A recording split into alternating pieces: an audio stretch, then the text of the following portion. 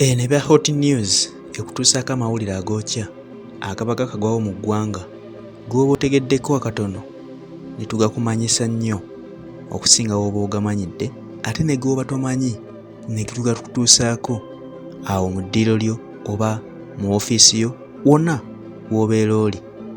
Kati gendeese ag'omusumba eyatuvudde ku maaso amanyiddwa nga Pastor Senfuma Stephen. Bobi Wine avuddeyo n'asaasira abagoberezi ba Kristo ababadde basabira wansi w'omukulu ono n'abo ababadde bamwagaliza ebirungi awamu n'abaagaliza obwakabaka bwa Katonda ebirungi, n'abasaasira olw'okuviibwako omuddu wa Katonda ono kubanga abadde musajja nnyo mu makanisa naddala nga ag'abalokole, tasangikasangika.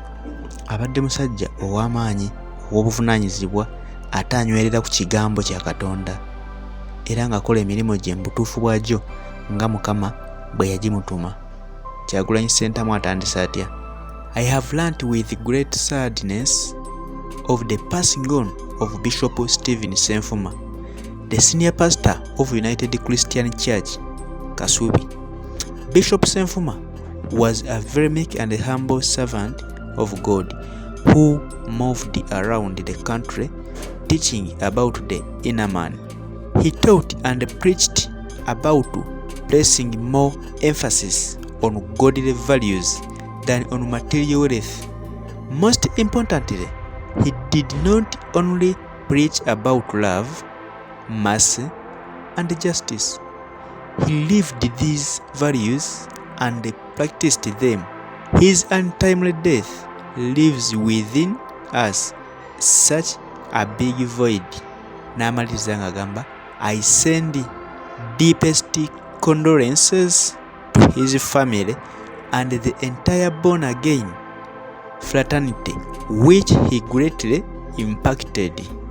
Oyo ye mukulembeze w'ekibiina ekya National Unity Platform NUP ate era nga ye mukulembeze w'eggwanga omulonde 2021-2026 agenda tutwala mu maaso.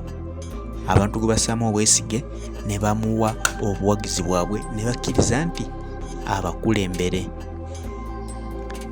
Omwami ono omusumba Senfuma atuvudde ku maaso abadde senior pastor at United Christian Center esangibwa mu Kasubi. Abadde ayagala ennyo abagoberezi, abadde anywerera nnyo ku kigambo kye, abadde ayagaliza ennyo abantu ab'enjawulo. Omwami ono obuweereza buno abadde abumaliddemu ddala emyaka 25. Abadde mwami mufumbo, abadde yawasa omukyala we amanyikiddwa nga Favour Senfuma nga naye muweereza mu kyaki eyo. Omwami ono mwabadde asumba eya United Christian Center esangibwa e Kasubi.